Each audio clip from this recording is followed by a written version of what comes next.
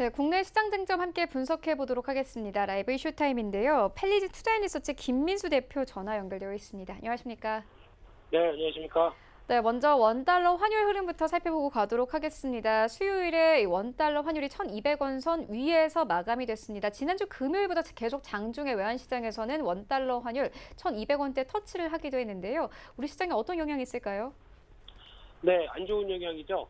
특히 환율 같은 경우 지금 기준으로 봤을 때 달러화가 강세고 원화가 약세인 이런 흐름을 보게 되면 지난번에도 한번 언급을 좀 드렸었지만은 시장이 달러화 특히 원화 약세가 고점을 찍어서 변화가 되기 시작했을 때 시장은 1900 그러니까 밑에서 다시 돌아오는 그런 현상을 보였다라고 하게 되면 지금 같은 원화의 환율의 동향들은 아무래도 시장의 중요한 바로미터가 된다라는 것 쪽으로 보게 되면 이에 따른 변화는 시장에 부정적이라고 봐야 될 것 같고요. 가장 환율에 대해서 직접적인 영향을 최근에 많이 미치는 부분들은 다 아시는 것처럼 제조업 지표의 충격이라고 봐야 될 것 같습니다. 그러면은 시장의 불안감, 특히 시장의 조정권을 만들어갔던 대표적인 요인들이 이쪽이다라고 하게 되면 이를 분석하는 게 제일 중요하겠죠. 그렇다는 얘기는 쉽게 말씀드리면 지표가 안 따르다 보니까 전반적인 불안감이 커지는 상황 쪽에서 특히 대외 여건들에 가장 민감하게 반응하는 수출의 의존도가 높은 국내 흐름은 오히려 환율 쪽으로 연결이 시켜서 본다라고 봐야 될 것 같고요. 따라서 일단 먼저 중국과 미국 최근에 발표됐던 어떤 월초의 제조업 지표의 동향들을 보면서 말씀드린다고 한다면요. 가장 먼저 중국 제조업 지표의 동향을 같이 보게 되면은 특히 중국 제조업 PMI와 서비스업 PMI 그리고 차이신 제조업 PMI가 약간 좀 체감적인 모습들이 살짝 다르게 나오기 시작합니다. 특히 전반적으로 개선세의 무게를 둔다고 하더라도 오히려 지금 중국 정부에서 발표하는 제조업 PMI나 서비스업 PMI도 그렇게 썩 좋지는 않지만은 저점에서 반등하는 기조를 보이고 있다라는 쪽이고요. 좀 더 반등세가 뚜렷하게 보이는 쪽은 차이신 제조업 PMI다라는 관점으로 봤었을 때 특히 중국의 경기 부양책과 관련된 흐름들이 미세적으로 중소형 업체 쪽으로 좀 더 강화되기 때문에 지금 이제 차이신 제조업 PMI가 좀 더 상승 턴이 강화되는 게 아니냐라고 바라보고 있는 상황들이고요.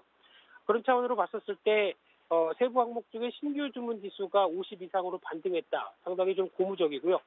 특히 수출 주문 지수가 반등세를 보이고 있다라는 관점으로 봤을 때는 상당히 그래도 기대감이 높은데 아직은 50대 이하입니다. 그런 차원으로 보게 되면 조금 더 기대감은 가져볼 수 있다는 쪽으로 나오고 있는데 하지만 중요한 부분들 중에 하나가 이제 특히 중국 제조업 PMI와 관련된 쪽에서 세부 항목 중에서 고용 지수를 보게 되면은 상대적으로 부진합니다. 그렇다는 얘기는 일단 제조업 중심에서 실물 경기의 부진 여파가 제조업 쪽으로는 여전히 풀리고 있지 않다는 관점 쪽에서 부진은 뚜렷하다고 봐야 될 것 같고요.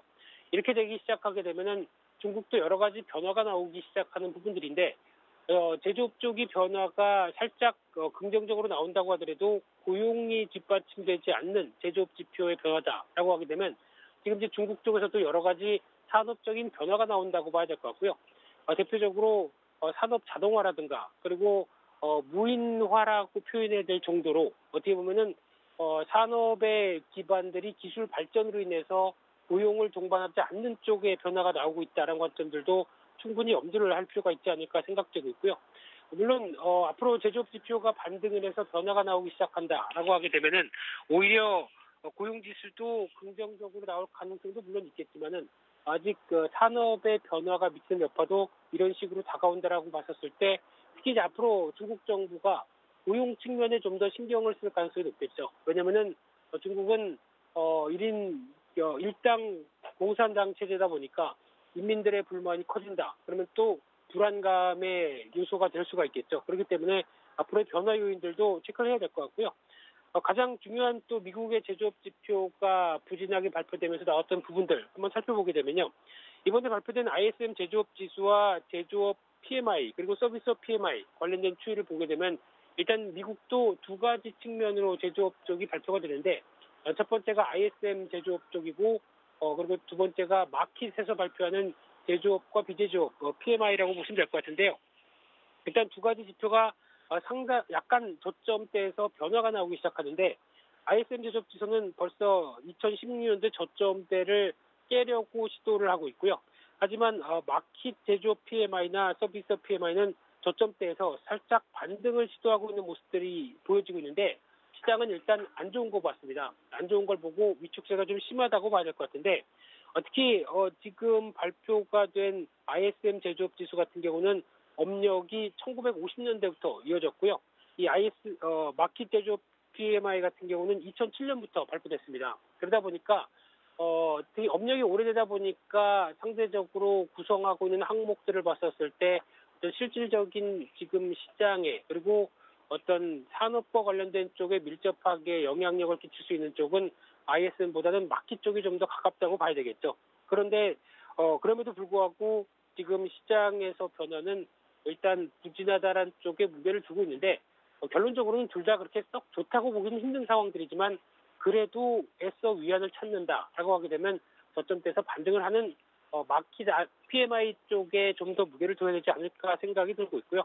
하지만 그런 차원으로 봤었을 때 좀 더 안 좋은 쪽이 이 PMI 쪽의 세부 항목인 고용지수는 또 상당히 그렇게 썩 좋지가 못합니다. 마찬가지로 중국과 비슷한 현상들이겠죠. 그래서 이번에 발표될 9월 달에, 오늘이죠. 예, 오늘 발표될 고용보고서의 여러 가지 동향들도 주목할 필요가 있다라고 바라보고 있는데요.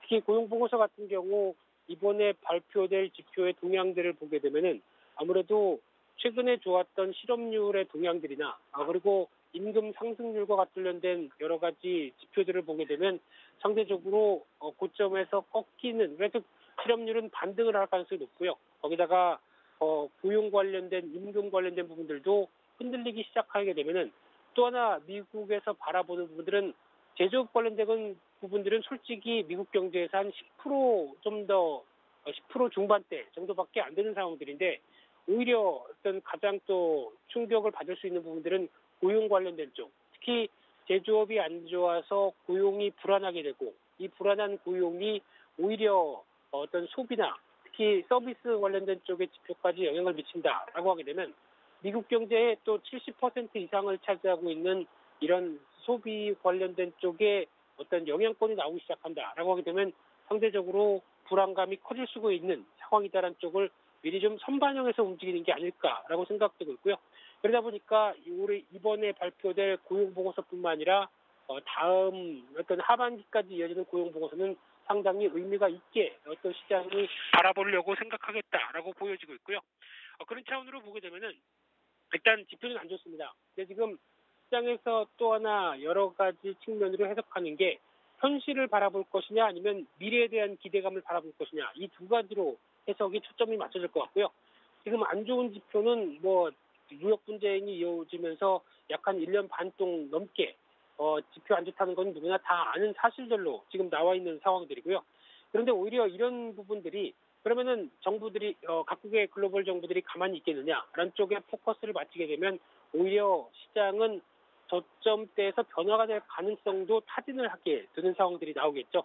그런 흐름으로 봤었을 때 일단 어제 미국 시장에서도 발표됐던 10월 달에도 추가 금리 인하 가능성이 높다는 쪽에 변화가 나오는 부분들 그리고 또 재정 정책이나 트럼프 대통령 입장 쪽으로 봤을 때도 그냥 나 재선 포기 이런 식으로 나가지는 않겠죠. 그러면은 또 하나 어떤 세금 관련된 부분들을 건드리거나 어떤 이런 여러 가지 경기 부양책이 나올 가능성이 높다는 관점 쪽에서 또 시장은 바라볼 가능성이 높다고 봐야 될 것 같고요. 게다가 또 제조업 쪽의 직격탄으로 부진을 이끌었던 무역 협상과 관련돼서도 의미 있는 결과가 한번 나올 때가 되지 않느냐 이런 쪽에 대한 기대감도 나올 수가 있기 때문에 아마 지금 이어지는 시장에 물론 지표가 안 좋다 보니까 경고음식으로 움직이겠죠. 그렇다고 하더라도 이게 추세적으로 그냥 꺼질 가능성보다는 또 한번 반발이 나올 가능성도 있다라는 데 무게를 두고 있는데 그런 쪽의 변화는 또 앞서 얘기하셨던 환율에 대한 변화들도 같이 연결돼서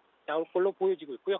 그러다 보니까 10월 달을 바라보는 가장 중요한 그 시장의 키워드는 일단 변동성 증가라고 봐야 될 것 같습니다. 그러니까 즉 급하게 밀렸다가도 또 저점에서 기대감 때문에 반등하는 현상 이런 쪽에 포커스를 맞추게 되면은 아마 어떤 주식을 매매할 때 안정성은 좀 떨어질 수 있는 시장이다라는 관점 쪽에서 일단 지금 안전벨트는 좀 매고 10월 달을 바라보는 게 중요하지 않을까 생각이 되고 있고요.